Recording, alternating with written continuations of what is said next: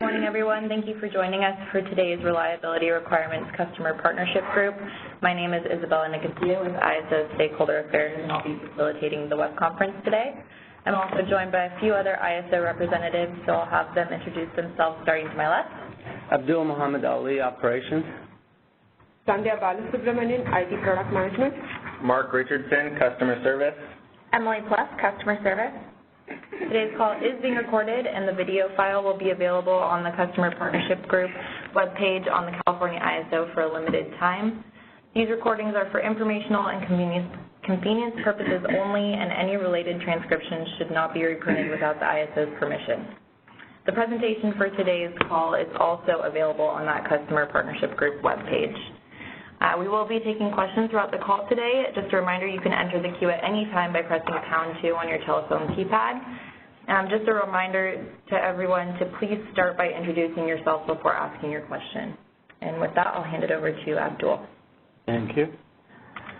All right, so today's agenda, we're going to talk about the currently and recently closed BPM changes, a few upcoming deadlines to bring to your attention. We want to remind everyone about the LRA credits and that process and enhancement that's coming up. Also a reminder about solar off-peak resources and how they can use off-peak opportunity outage type.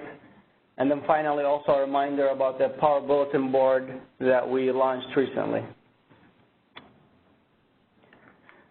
So we have few BPM changes to bring to your attention. Recently, PRR 1169 has been completed. In that PRR, we clarified how conditionally available resources and other types of resources like hydro, pumping load, non-dispatchables under Section 40.6.4.1 of the tariff, clarified how these they're supposed to bid. There was some ambiguity about it, so we clarified that process, and we made an outage management BPM change, or associated a BPM change for the outage management, where we repurposed one of the outage nature of work types for that process. So that BPM change has been completed. The changes are effective, so refer to the latest posted BPMs for these changes for that language. PRR 1195, that one is related to the RMR and CPM initiative. Changes to BPM to align with that initiative changes and tariff changes. Again, this one is pending. We're almost done with that PRR. Please take a look at it. Make sure you understand that the new process is mostly internal to us, but I think it's useful to see those changes for you guys too. PRR 1195, that one is just a clarification of our process, quarterly process that we coordinate with the CPUC on updates to obligations and credits, and mainly due to load migration. So, we're just clarifying that process is happening between us and the CPUC and the BPM. Any questions on the BPM changes topic? Are there any questions in queue, Helen? No, there are no questions in the queue at this time. Okay. All right, upcoming deadlines. Very, very important one, acquired resources. So if you have acquired resources that, fulfill the acquired resource definition, that definition is in the tariff, section 40.9.2.1.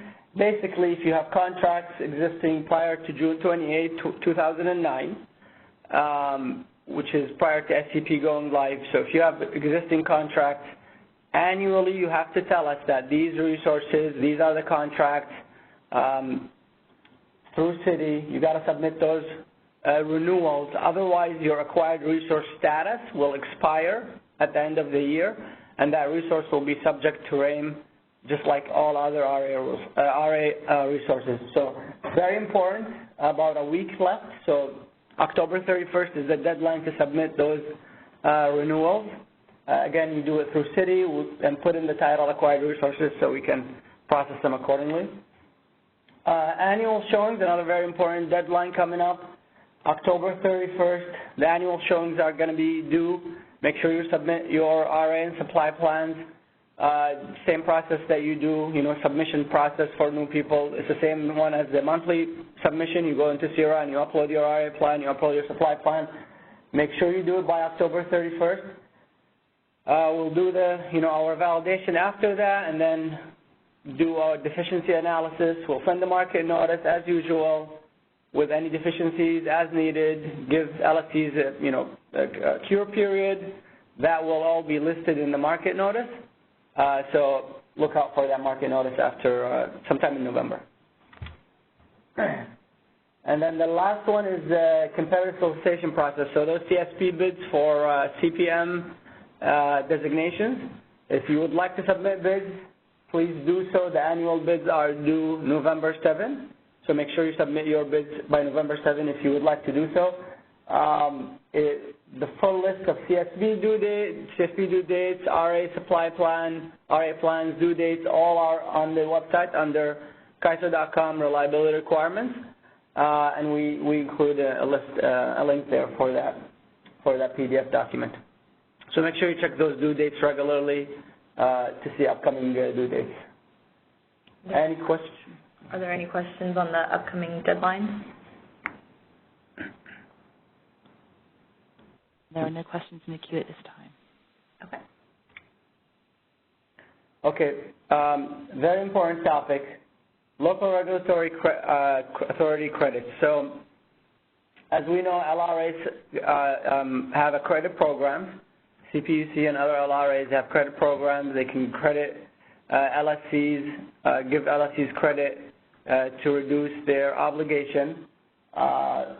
Since last year, we announced this in the CPG, we started only accepting credits from the LRAs, so the LSCs can no longer submit or should not submit credits in their RA plans.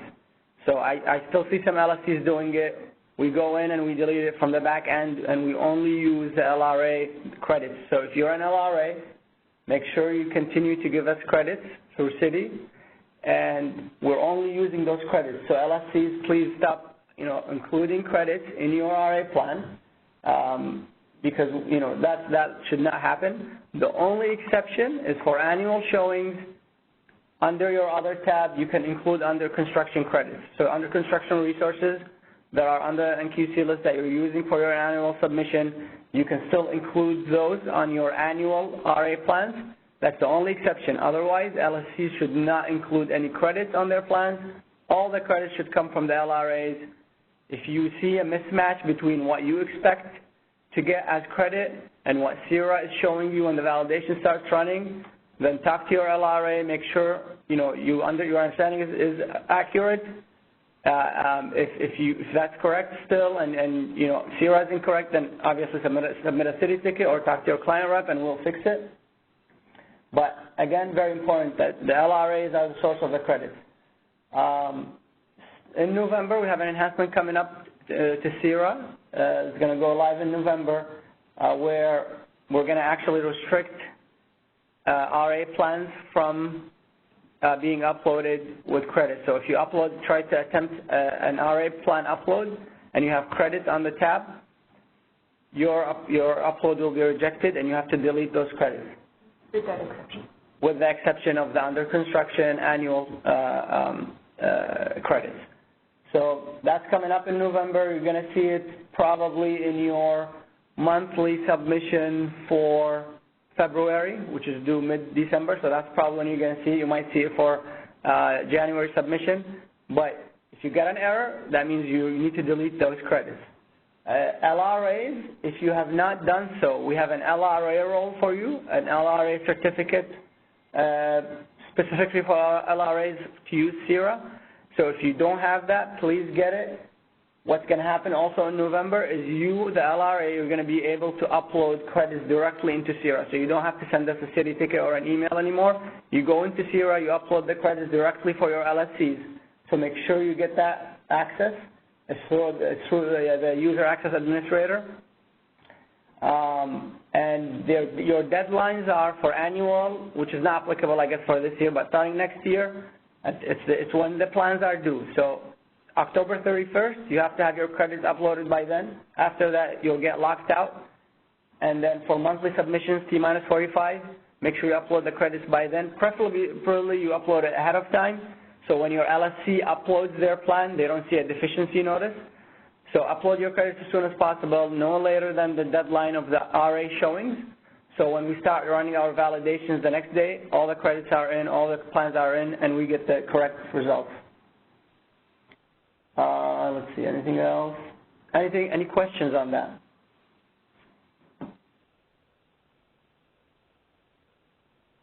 There are no questions. And there are no questions at this time. All right.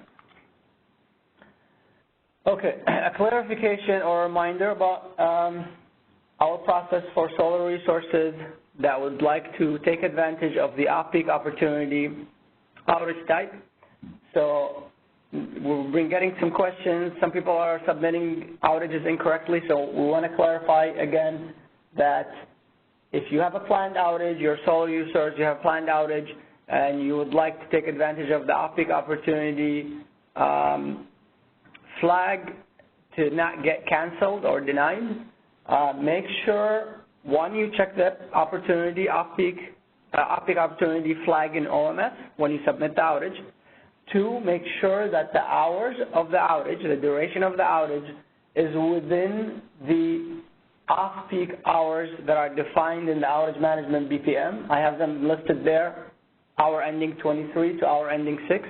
So make sure those hours, your outage duration, matches those hours or are within them, not to go outside those hours. So yeah, planned outages, check the opportunity, off-peak opportunity flag, and make sure the hours match the BPM hours for off-peak hours. And for more information, refer to the outage management BPM, section 10.1.3. Are there any questions on this? And there are no questions in the queue at this time. Okay.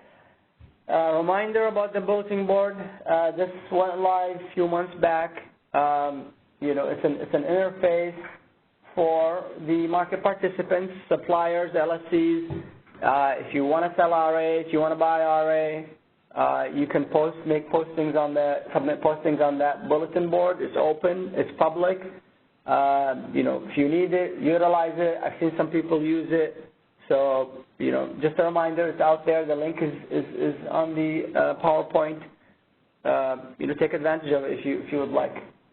Again, it's not an actual reminder. It's not an actual RA substitution. If you buy RA capacity or get an RA contract using the bulletin board, it doesn't count as RA substitution. You still have to go to RA to CRA. You go to the CRA application. You submit your substitution as we always do. This is just an interface for you to kind of facilitate,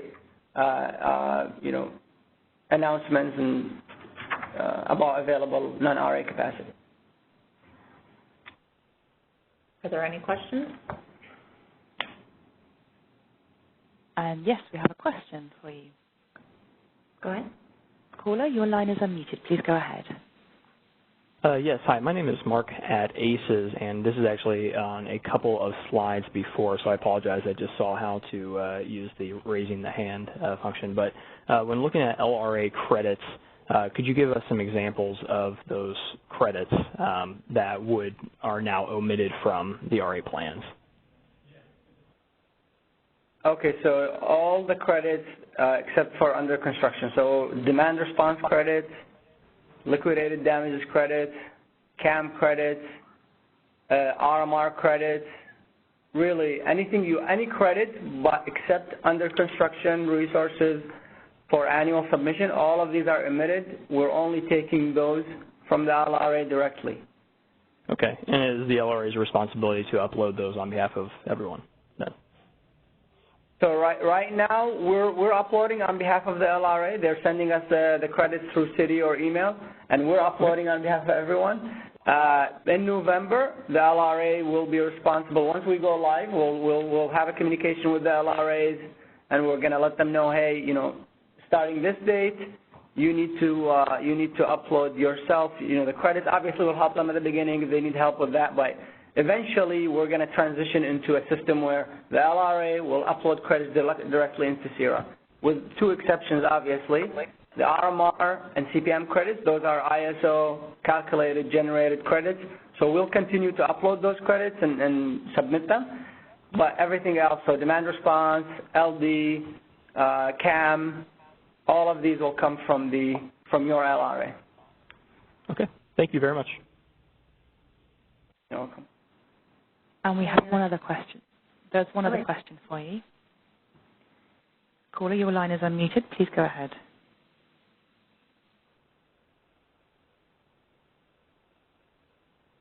Caller, your line is unmuted. Make sure your line is also not locally muted. I'm sorry, I apologize. I was on mute. This is Jose Vargas with Cedar Riverside, and I have a question regarding the upcoming deadlines. And for the acquired resources, we submitted the city ticket, and the city ticket shows that it was assigned. Do we need to wait for a response or anything from the ISO? Assigned means we're processing it. So you did what you need to do. We got your city. We're working on processing all the acquired resource submissions. So, I mean, for now, we're good to go. If we need more information, we'll send you a reply to your city. Yeah. Okay, that's all I'm concerned. I just want to make sure that nothing happens. No problem. We should be done. I would expect, beginning of November, we'll have those processed and ready, and we'll let you know, either we're done and we'll process everything, or we come back and say, hey, we need this info or whatever. We need more, So if we have the city in... Yeah. Okay. My second question is regarding the generic obligations for 2020. When can the market participant see those generic obligations for 2020 in CIRA? The generic obligation already in CIRA.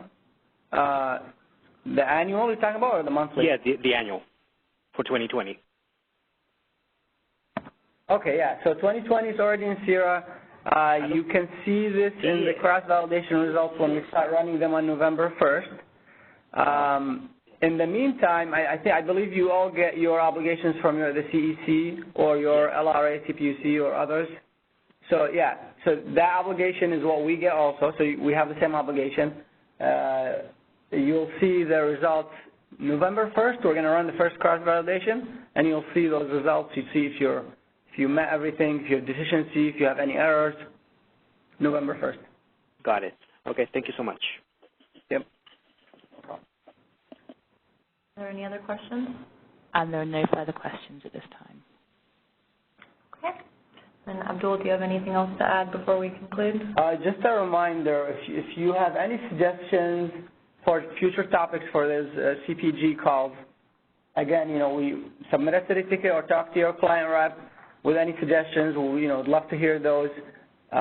We usually send a market notice ahead of time, and we tell the market participants, hey, submit topics, suggestions. So again, anytime, you don't have to wait for a market notice. You can do it today if something that you thought of. Submit a city ticket, put it there. We'll keep it for our next CPG. So we'd love to hear from you guys.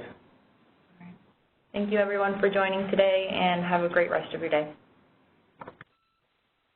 And that concludes our conference. Thank you for using AT&T Event Conferencing Enhanced. We now disconnect.